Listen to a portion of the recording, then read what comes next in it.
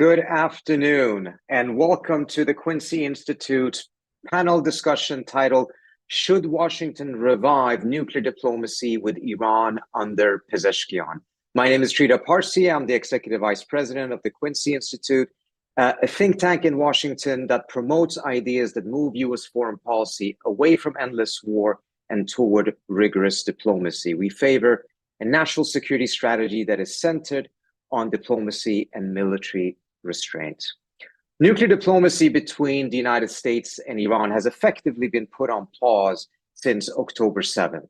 This is in spite of the fact that the Iranian nuclear program has continued to advance, and the IAEA has complained about having increasing lack of insight into what is happening in that program.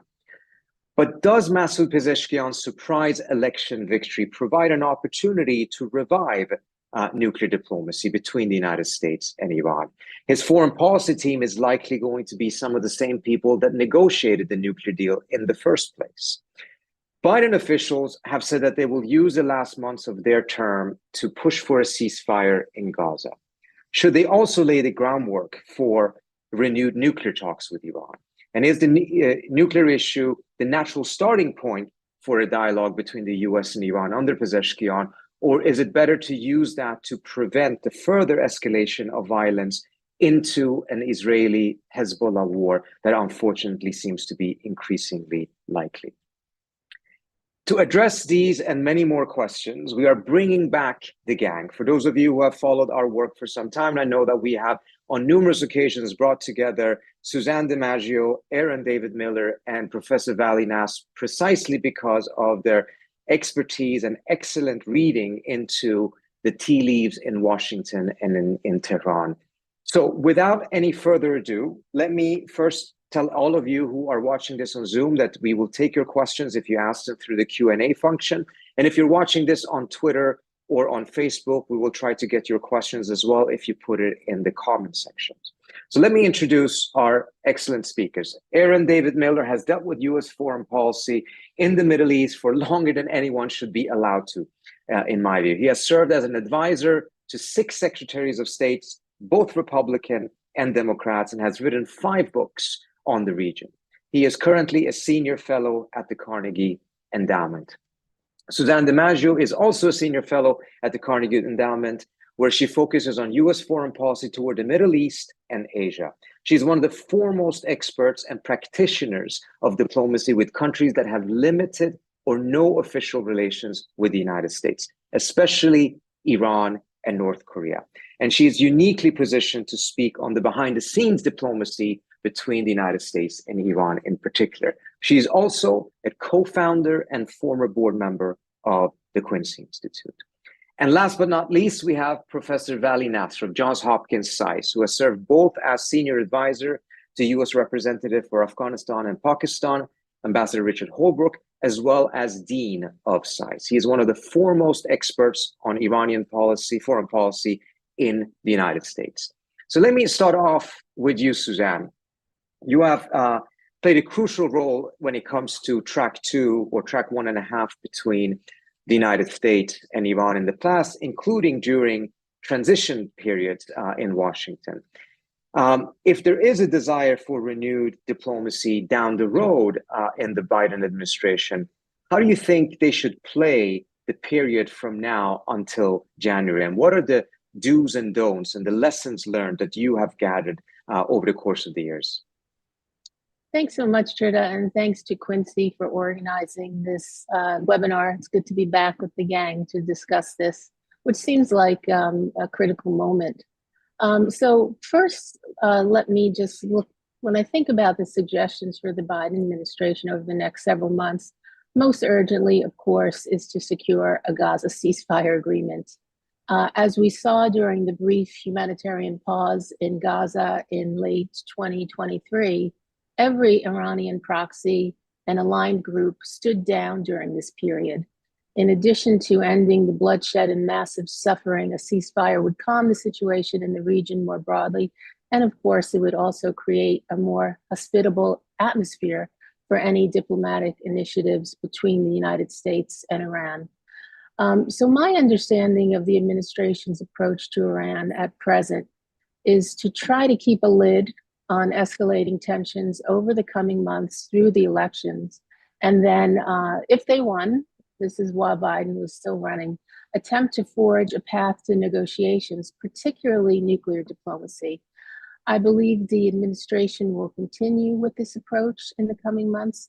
But the big question now is, now that Biden has dropped out of the race, would an incoming Harris administration follow through with this plan?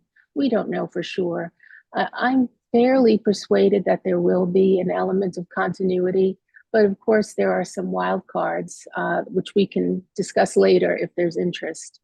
So for now, through US elections, I see several key Iran-specific priorities for the United States.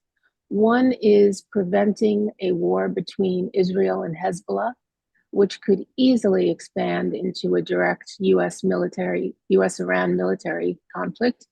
Diplomatic efforts seeking to defuse this escalating border fire in Lebanon are being led by US envoy Amos Hochstein, who's been traveling back and forth to the region and to Europe over the past weeks. A second priority is ensuring that Iran-aligned groups do not attack US troops in Iraq and Syria. There have been no such attacks over the past several months, indicating that some elements of the de-escalation understanding that was negotiated in Oman, that's holding, perhaps by a thread, but continuing for now. A third priority is avoiding a nuclear crisis. And the Biden administration continues to believe that diplomacy still is the best path forward to address Iran's expanding nuclear activities.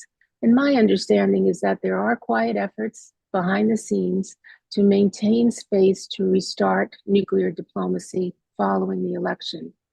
Diplomatic strategic options are being seriously considered and weighed. So how might diplomacy unfold over the next several months? One way would be to pursue a return to the Oman 2020 agreement and solidify de-escalation efforts. Just by way of background, as a reminder, this agreement was facilitated by Oman. It was indirect US-Iran talks. Some progress was made towards stabilizing relations. Notably, no American troops were targeted or attacked in Syria and Iraq for extended periods. On the nuclear front, Iran slowed its high-level enrichment and also downblended some of its stockpile. And then in September 2023, a long-awaited prisoner exchange finally occurred. So the expected next steps included efforts to try to set a foundation for talks aimed at restoring constraints and monitoring of Iran's nuclear activities. And then, of course, the Hamas attacks interrupted this process. So I think the timing of the election of Mr. Pezeshkian as Iran's new president offers a better outlook than what was anticipated only a couple of months ago, when the Iranian presidential election was set for mid-2023. And at that time, it was expected that Ebrahim Raisi would be elected. During his campaign, Pezeshkian indicated an intention to get Iran out of its isolation. He specifically mentioned re-entering talks on the nuclear standoff. Interestingly, Iran's current chief nuclear negotiator and now acting foreign minister Ali Bagheri Khani in New York City last week made similar statements. So to be sure, this is not going to be an overhaul of Iranian foreign policy. That's not in the cards. In fact, most of what we have heard from Pezeshkian aligns with Khamenei's national security and foreign policy outlook. So he'll likely continue Raisi's priorities of deepening relations with China and Russia, working towards normalization with Arab neighbors, continuing support of Iran's axis of resistance, and so forth. But even so, I think his election presents an unexpected opportunity for the Biden team, and then perhaps for an incoming Harris administration. So this is now a chance to test a potential opening to pursue a new nuclear understanding with an Iranian team that you mentioned, Trita. They have experience working with. Former Foreign Minister under Rouhani, Javad Zarif, is a key advisor to the new president. Abbas Araghchi's name has been floated as a potential candidate for foreign minister. So I'm not suggesting it will be easy. It won't be. But keep in mind, this is the team that not only successfully negotiated the JCPOA, but they also implemented the deal. And as the IAEA confirmed time and time again, Iran met its commitments while this team was in office until the Trump administration withdrew from the agreement. So between now and the election, what I hope will happen is there'll be a continuation of the Oman meetings. There have been 2 such meetings since October 7th. A third was actually scheduled, but was postponed due to the sudden deaths of President Raisi and Foreign Minister in a helicopter crash. So those meetings should be started as soon as possible. Also, the New York Channel has provided opportunities for direct discussions, which is very important. So both of these tracks should continue with the aim of setting the table for an incoming Harris administration. Now, I haven't mentioned the T word, but perhaps that's a topic for another webinar. So just to conclude, I see potential opportunities to try to advance some key U.S. interests over these next months. But if there are serious efforts to forge paths to U.S.-Iran diplomacy, it will be a difficult road. A lot could go wrong, numerous obstacles, which I'm sure we'll get to during this next hour. Very, very helpful. Thank you so much, Suzanne. Let's focus on some of those obstacles.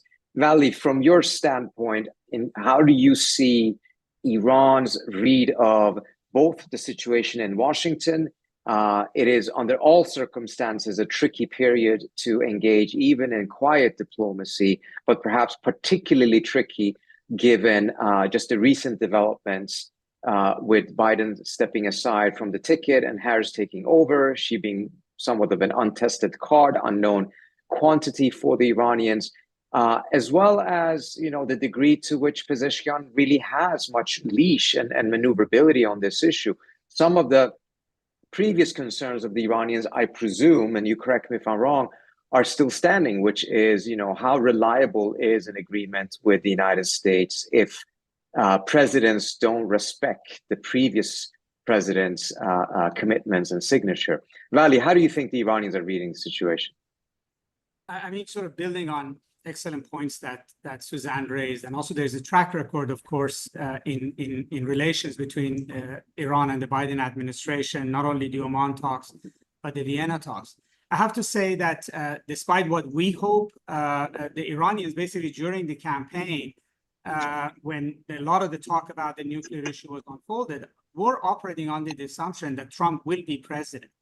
And I would say still, if you read the Iranian media, if you listen to, what the talking heads, the policy people in Iran are thinking, is that yes, Harris's,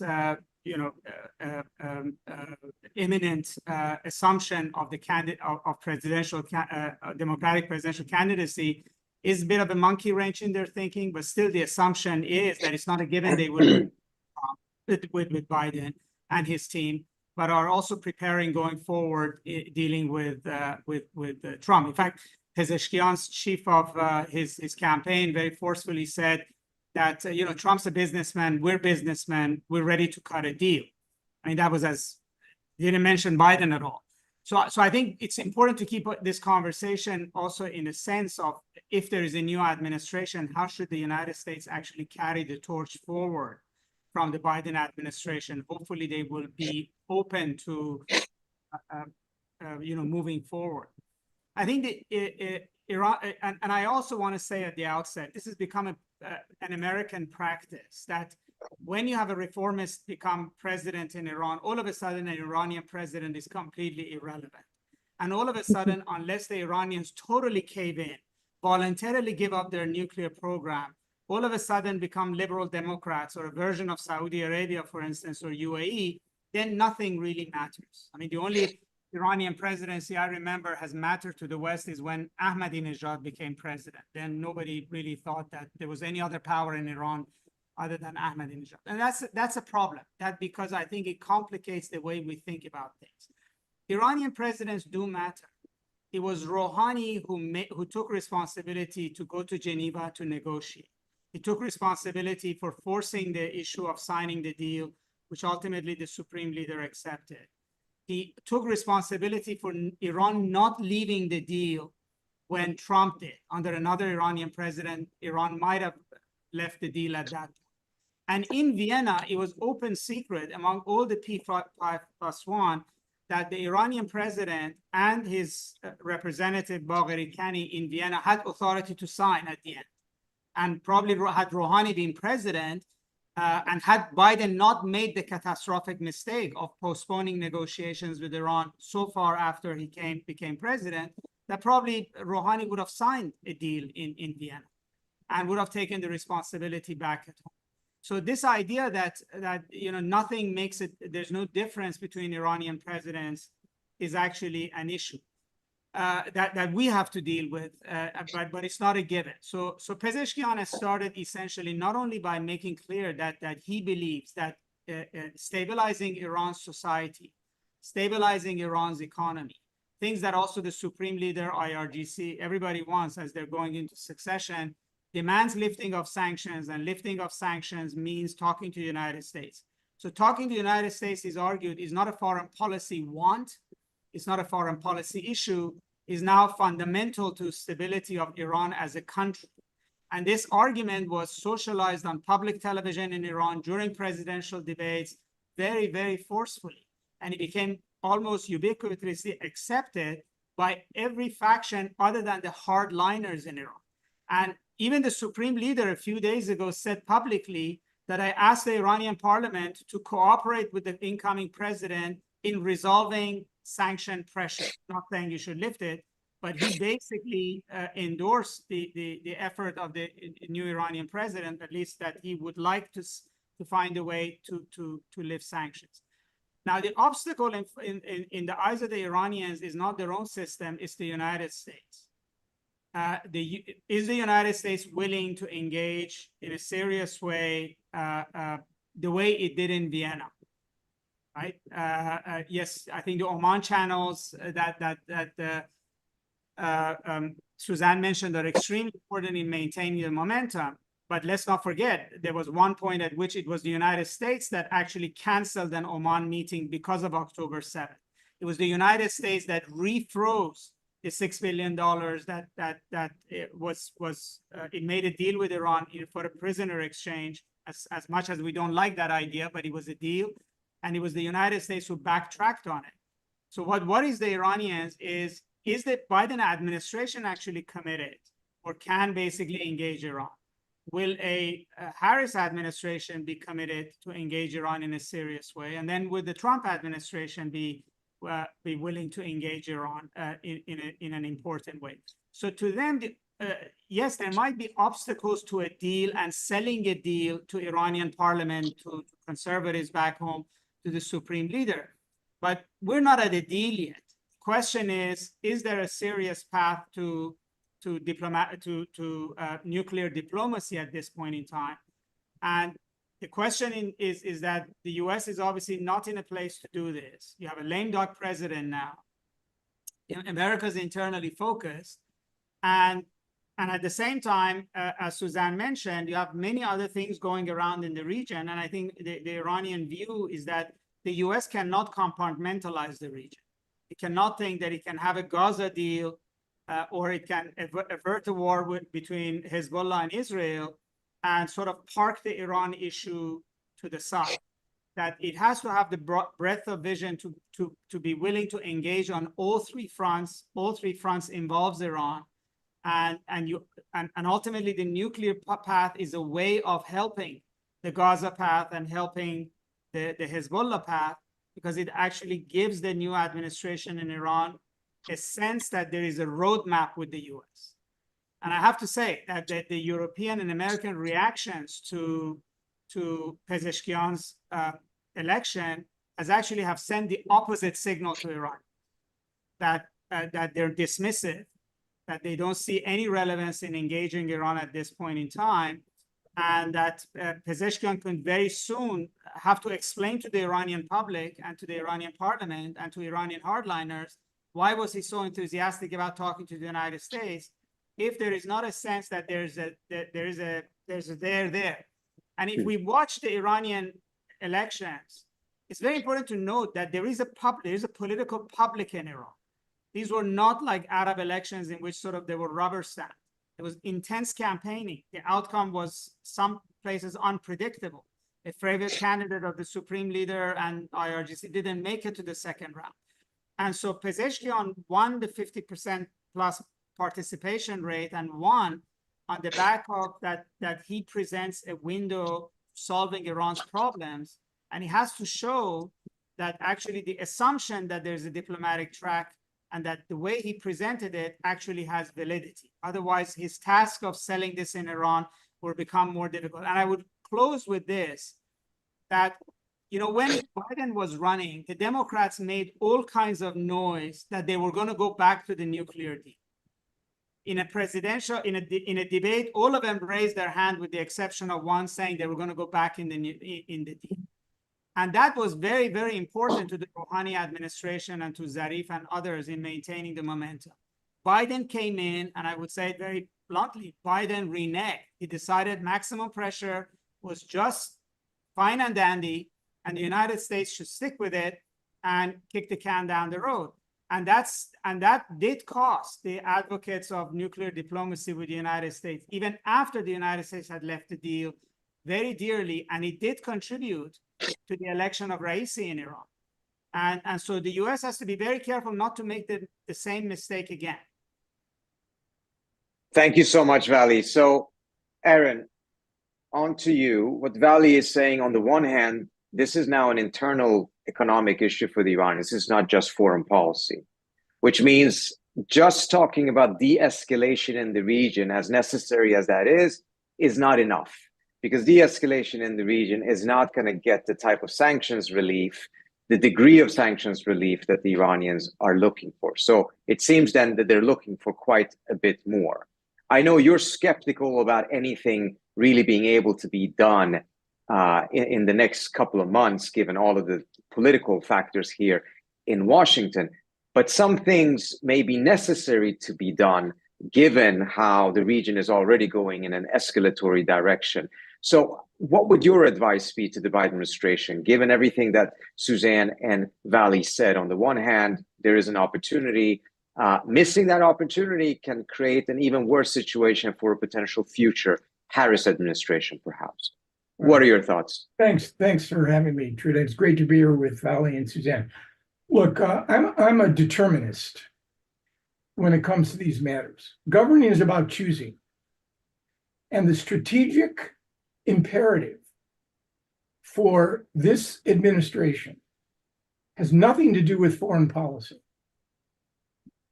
It is because the threat to the republic, this republic, does not come from President Xi, President Putin, what happens to the Iranian nuclear deal one way or the other, even what happens in Gaza. The threat to the republic comes from the lack of success. And having worked for Republicans and Democrats and voted for both of them, I want to make this clear. The strategic threat to this administration and to the republic demands and compels the election of Kamala Harris. Anyone who disputes that, anyone who believes that any foreign policy issue should be allowed to intrude, detract, expose both the president, current president, and the putative nominee, since she is tethered to him for the next 4 months, I would argue is not thinking clearly about what the priority of the Biden administration really is. Everything Suzanne has said, I think, is absolutely elemental and correct. There may be all kinds of things that can be done quietly and discreetly in order to avoid escalation and perhaps further cement the Oman Channel and the understandings. Anything more than that, in my judgment, risks bringing to the surface the toxicity with which the Iranian issue is tethered in Washington. It is one of the few foreign policy issues on which Democrats and Republicans can actually agree. And Iran's image, Pezeshkian notwithstanding, over the last several years, has simply further ensconced the notion of a pariah outlier regime that, frankly, is not interested in any sort of transformational change. And I think here it's an important point to acknowledge that we have a strategic problem with Iran on so many levels, but we do not have a strategic solution. And because we do not have a strategic solution, which is to alter the behavior and the character of the current regime, we are left with transactional approaches. Everything we do with Iran is a transaction. Transformation, in my judgment, with this regime is almost impossible. It's an ideological regime which has deployed pragmatism and practicality in a way that has allowed Iran to punch way above its weight in terms of its own regional influence. It's now expanded its relationship with Russia, even before the sort of semi-alliance on the issue of drones and the war in Ukraine. So I think it would be very hard to do much more than the kinds of things that the Biden administration has been doing in an effort to de-escalate the situation. And I'd only add, and Trita, you know this as well as I do, the entire strategic conception that the Biden administration has of the Middle East does not make Iran the political center of gravity. This administration has tethered itself to a regional peace initiative, which essentially, even though it's risk averse in many dimensions of the region, it is focused on the Gulf and on Saudi in particular as the sort of, I don't know how you describe it, linchpin of a regional initiative. And even to the point where the administration is actually considering constructing an enrichment facility, although they black box it to make sure that the Saudis would not have access to it, perhaps even with a remote capacity to dismantle it, if the Saudis sought to nationalize it, to allow the Saudis to control their own fuel cycle. The South Koreans have wanted to do that. We've said no. So this administration, and I suspect if Kamala Harris becomes president, I think more likely they're going to continue first to get a ceasefire in Gaza, because that's the policy and political problem for the administration. That is what the president's priority is going to be between now and November. Stop the war, build on the possibility of further arrangements between Israel and Lebanon. And based on the notion that the Iranians, and again, to say that I'm not an expert on Iran is the understatement of the century. I don't play one on in Zoom or on television. But common sense would suggest to me, despite the economic pressures under which the Islamic Republic is under, that their approach is going to be, well, we've seen this movie before, and we're going to wait around to see exactly who or what is going to emerge in Washington. So, I think it's unrealistic to believe that we could do anything more than what Suzanne has outlined in the course of the next 4 months. And I'm highly skeptical,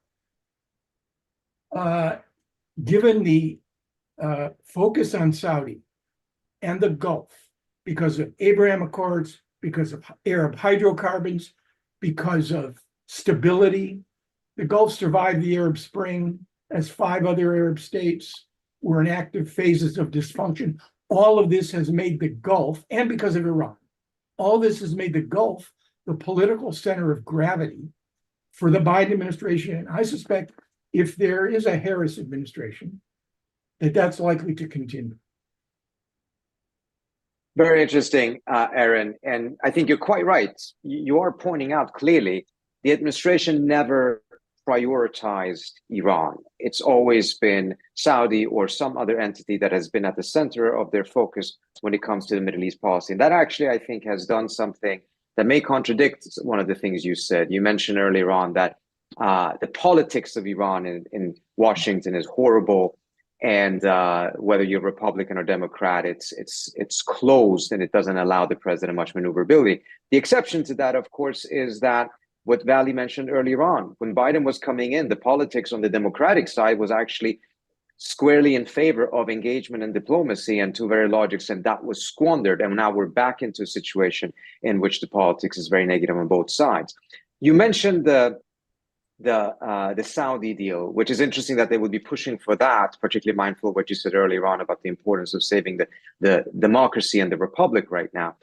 What do you think the impact would be if such a deal is clinched in the next couple of months on any prospects for any future president, whether it's Harris or it's Trump in a couple of months, to be able to take advantage of the opportunity that may exist with Pezeshkian? I'll start with you, Aaron, but Suzanne and Val, if you want to chime in on that question as well, please come in. I think the ambitious notion of an Israeli-Saudi normalization agreement, presaged by a set of bilateral assurances that the U.S. would provide, including a mutual defense agreement. And let's be clear, so your viewers understand clearly, we have not signed a mutual defense pact with any nation since the revision of the 1960 U.S.-Japan Treaty. They want an MDA with Saudi. They want to somehow create a symbolic U.S.-Saudi civil nuclear program, which would allow somehow the Saudis to enrich uranium on Saudi soil. And they're prepared to essentially provide highest weapons grade, latest U.S. technology to Saudi Arabia with respect to their defense requirements. The MDA would be ratified by the Senate. It would acquire the force of law. It would require 67 seats. The only way that package can get through the Senate between now and November is if you had a robust Israeli-Saudi normalization process. And even then, if there wasn't something significant for the Palestinians, you'd find any number of Democrats concerned over MBS's serial human rights abuse opposing it. So I think it's very unlikely between now and November that anything like the ambitious undertaking that the administration conceived of before October 7th is going to be possible. They could pick it up, Trita, and just one additional point. It may seem paradoxical and far-fetched, but I would not dismiss the possibility that should Trump become president, given his interest, his leverage, and should Netanyahu remain prime minister, that Trump would pursue the same Israeli-Saudi deal, but perhaps with a greater sense of pressure on Israel to cough up some set of some initiative on the Palestinian issue that would allow it to get more out of Benjamin Netanyahu than Biden is ever going to get between now and November. You saw the letter that Trump posted, the letter of congratulations from Mahmoud Abbas, and Trump's comment, "Together we're going to make Middle East peace." Can you imagine what Benjamin Netanyahu how he must have reacted when he saw that Trump is unpredictable. And since he does not conceive of anything remotely resembling the national interest, it is all tethered to his personal politics and his personal needs and requirements. I wouldn't put it past him. Iran is not going to be his favorite go-to country should he become president. Well, Trump seems to be seeking a deal, could be with anyone as long as he can be that deal maker. You mentioned the Saudi deal. One thing that should be said, though, is that the deals Trump struck in the Abraham Accord, none of them included any security pacts. None of them included any nuclear fuel cycle concession from the US. So the Biden administration is offering way more for this deal than the Trump administration did when it struck similar deals with UAE, Morocco, Sudan, and Bahrain. But Suzanne and Vali, let's say, forget about this period up until November. Is it compatible to be able to go forward with that type of a deal, mindful of the fact that at least at its original conception, it was an idea about building a Sunni Arab-Israeli pact against Iran, which would divide the region further? Is it compatible to have that type of deal while at the same time be able to get some form of a nuclear agreement with the Iranians, particularly mindful of the fact that according to what's in the press and what Aaron said, what Biden is offering is actually the nuclear fuel cycle to the Saudis, whereas the US did so much to prevent the Iranians from even having any of that enrichment. Are these two things compatible to happen at the same time or coexist? I think Aaron's assessment is correct. I agree with what he said. I'm highly skeptical that this will come through in the next coming months or even beyond. Much will depend on what happens in the elections with where the Senate lands and where the House lands. But I do think even if something does come through, it may provide some impetus. I mean, it's interesting. If you go back a little in time and read some of the writings on what's now the Biden team's Middle East team on Iran and Saudi, what they were advocating for, including Jake Sullivan, was to strike some sort of strategic balance in the region, where the administration pursued relations and deals with both Saudi and Iran, including getting back into the nuclear deal, on day one or maybe day 10 or day 20. Of course, that didn't happen. So perhaps some sort of deal along the lines of what you're talking about would open up a glide path to coming back to that idea of strategic balance. I'm not so sure. It might be too far a stretch. But I do want to say, this brings me back to a thought about the incoming Harris administration. No matter what happens with this Saudi deal, I think a key lesson that they should learn from the Biden administration's approach, if indeed she does come into office, is to pursue engagement toward an agreement that revives constraints on Iran's nuclear activities early, as Vali said. The Biden team had the opportunity to reconstitute the JCPOA during the first couple of months following President Biden's inauguration. They didn't do it. I mean, it was teed up, and instead they delayed. I would say they dithered. The delay was a clear miscalculation. It was a miscalculation then, and looking back today, it's an even bigger one. And the history of US-Iran relations over the past 4.5 decades is littered with missed opportunities, as you know, Trita. As we have learned the hard way, it's difficult to recover missed opportunities, to gain traction on diplomacy when it comes to Iran. So I would say that is a key lesson. Act faster, especially with the team that you've already worked with, you've already reached agreement with, and you've already saw could deliver on a deal. After the JCPOA, another lesson I think would be to build on anything that's reached, even the reconstituting the Oman understanding.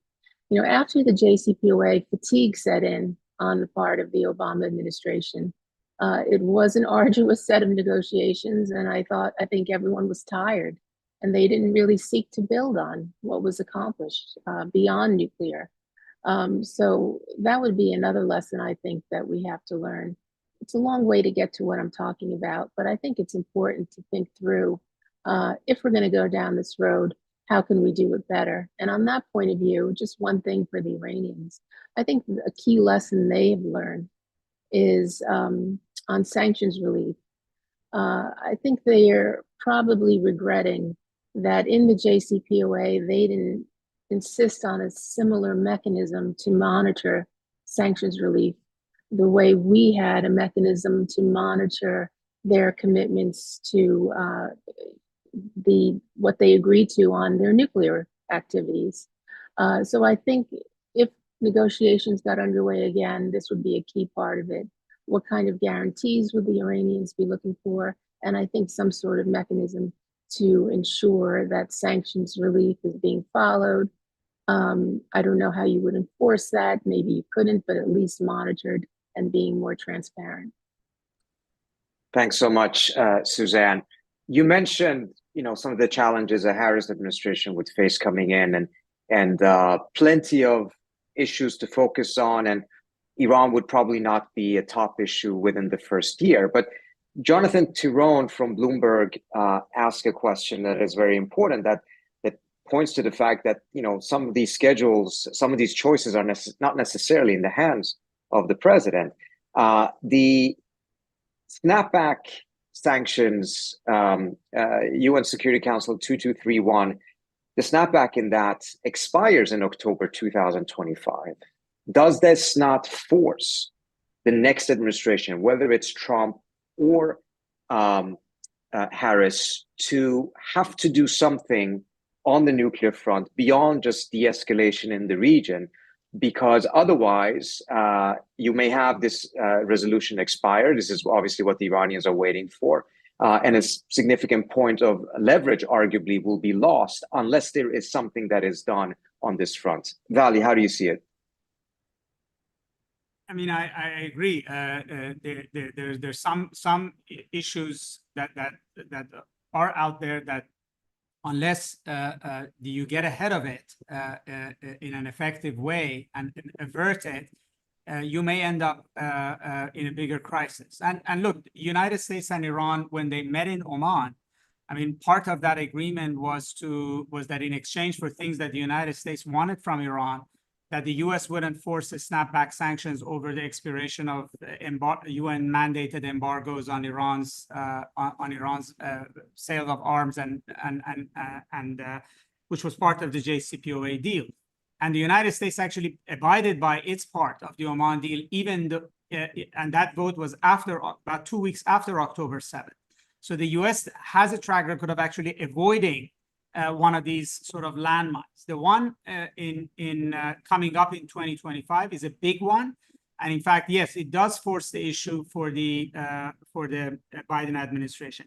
I think everything that Aaron said is absolutely true. I mean, one of the issues is that, yes, the United States right now is in a place where its mind is on its domestic issues.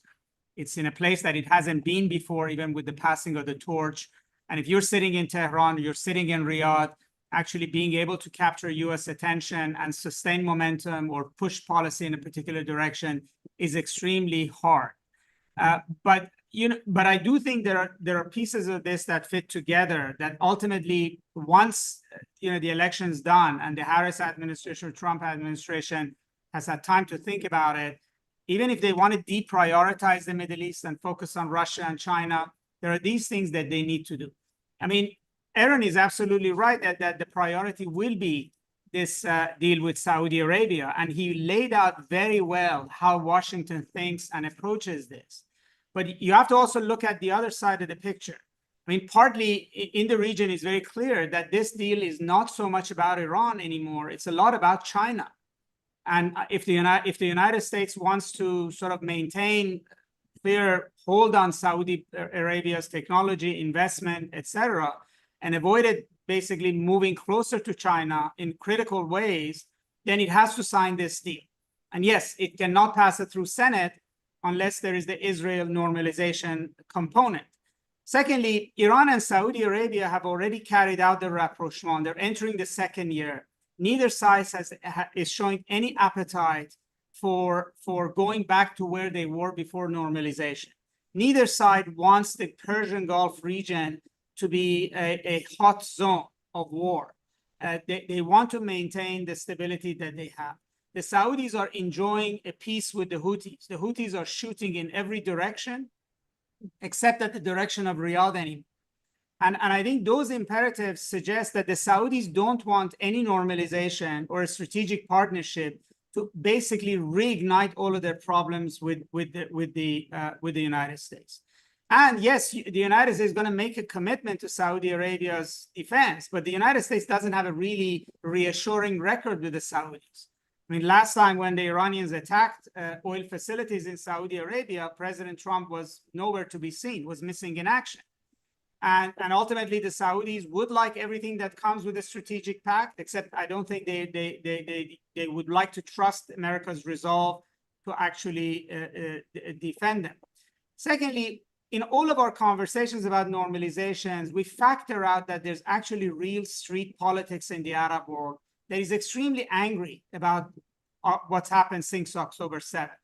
The idea that Saudi Arabia could actually enter into normalization with Israel without Israel giving a lot more than what is being said that it should give. I mean, the Saudi foreign minister has said very clearly a Palestinian state or an irrevocable ironclad path to a Palestinian state along the borders of 1967 with Jerusalem as its capital, even though that sounds very unrealizable. But unlike the Abraham Accords, where UAE did not put similar kind of, red line on the table, the Saudis are. And the reason they're doing it is because they know the Arab street. They don't want a deal that actually will delegitimize the monarchy or weaken its hands in the Arab world or increase the cost of governance, even with their own population. Majority of Saudis will not support a deal that would basically sell out the Palestinians completely. Somehow, Washington doesn't think there is politics in the Arab world, whereas the Arab dictators, even though they're in control, are much more right now skittish about this. And a bad deal, for a deal that would give Saudis, Israelis everything they want and would, basically not give the Palestinians what the region is expecting from a deal, would basically give the region over to Iran and ultimately would make the region more unstable. It would raise the cost to the United States of having to actually enforce the normalization or protect Saudi Arabia or protect other Arab states in the region. And in fact, that all of that suggests to you that you need to engage Iran at the same time as you are engaging Saudi Arabia and Israel on normalization. For the United States not have to think about a war with Iran in the region means that you cannot have deals for the region or visions of the future in the region which explicitly exclude Iran and then hands over the Arab street to the Iranians in the same process. That would be foolish strategy on the United States part. And then finally, we can wax poetic about everything about the nuclear issue. Iran is on the verge of going nuclear.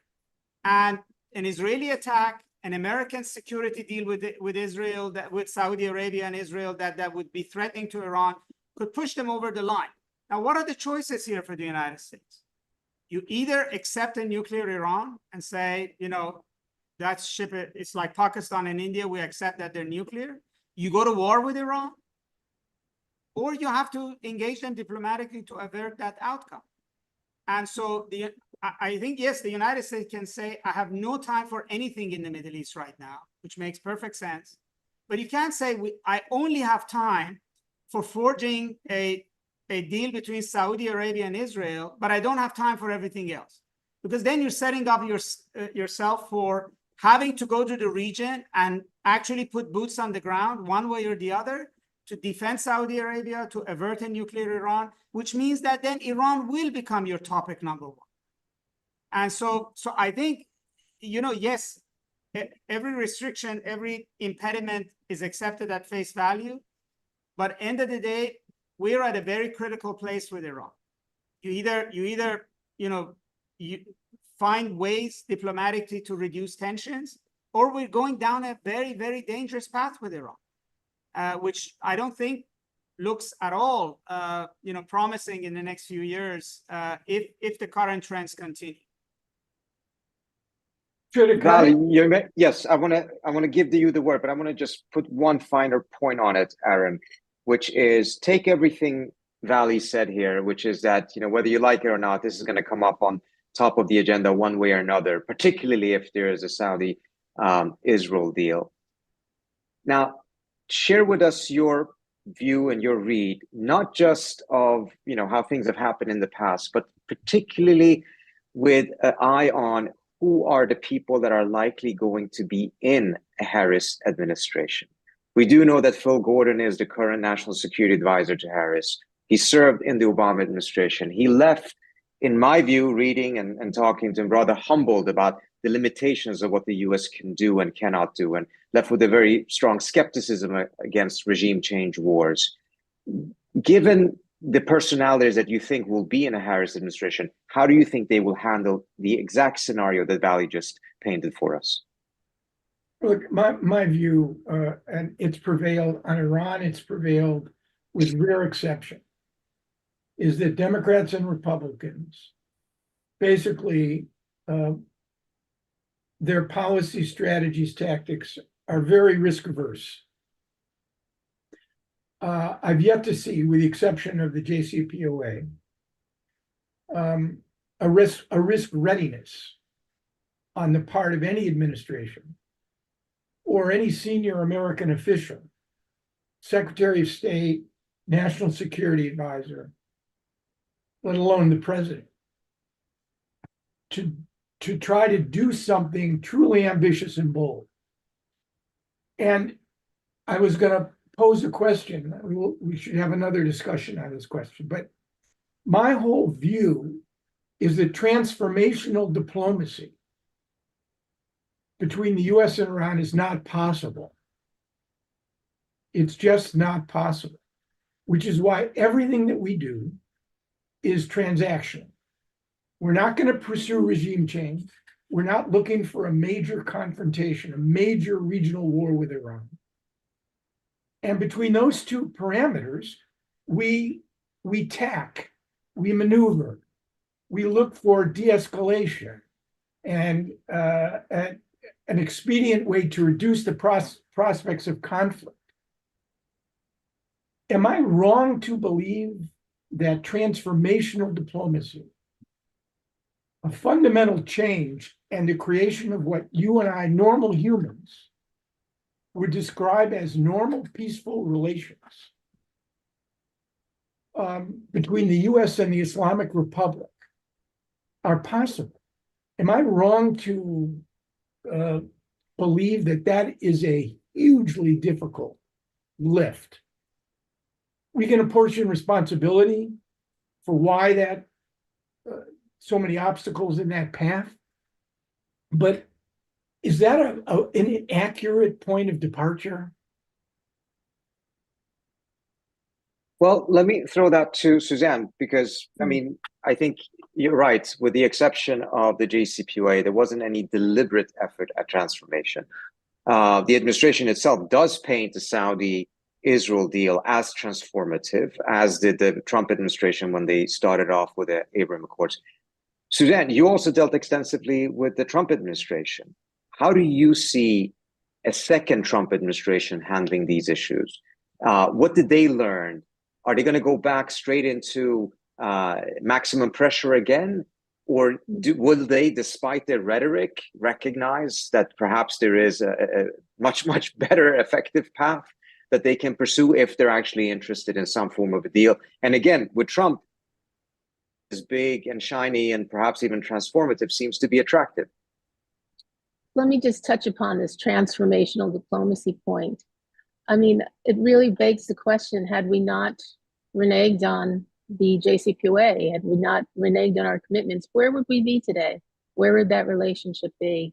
I don't have a crystal ball to tell us for sure, but I'm pretty damn confident it would be better than it is today. Transformational, maybe not. But I think we have to think about that and the cost of that epic blunder committed by the Trump administration, and then the Biden administration not getting back in when they could have. Now, I don't pretend to be a Trump whisperer by any stretch of the imagination, but it's interesting. Much will depend on who Trump has around him.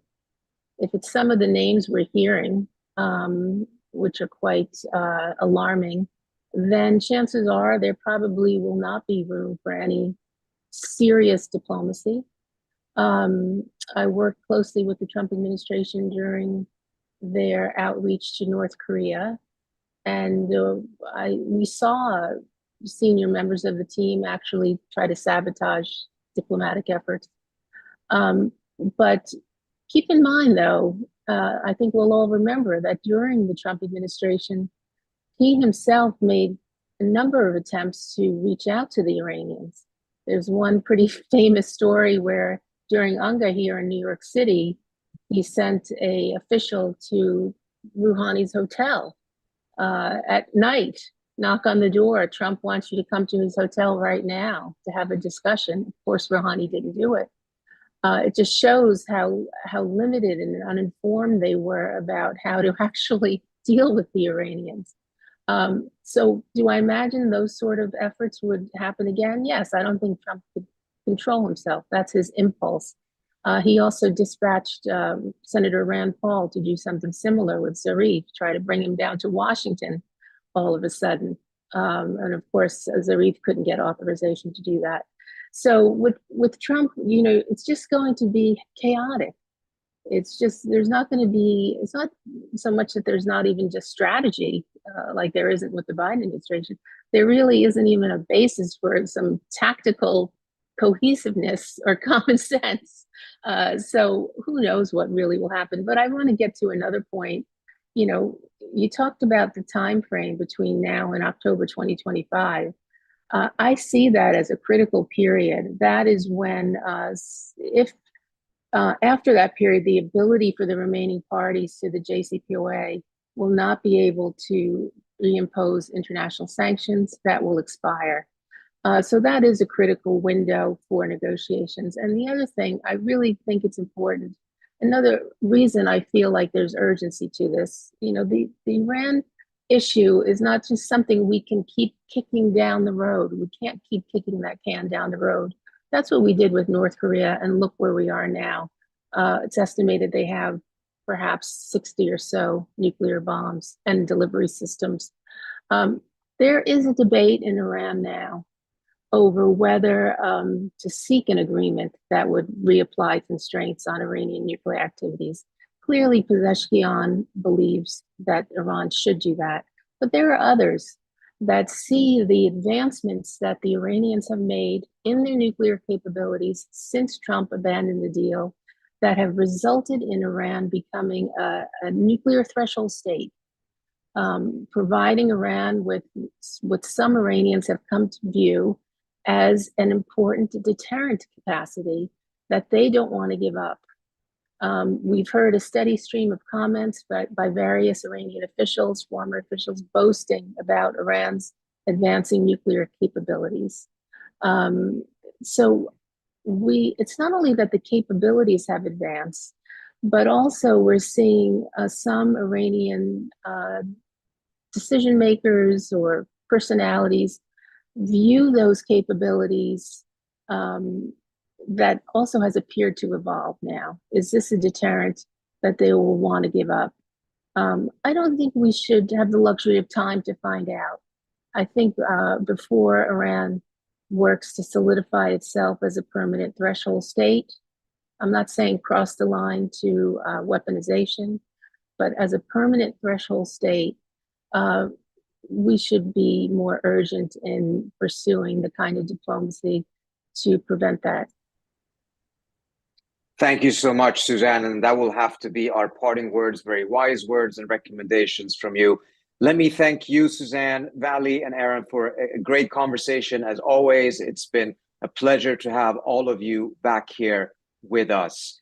And before we leave, let me just remind everyone who is watching that if you haven't signed up for the Quincy mailing list, please go to www.quincy.org www.quincyinst.org. Sign up for our mailing list so that you get invitations to all of our webinars, as well as get emails with all of the research and products that we are producing here. So with that, thank you so much and hope to see you all soon again. Thank you.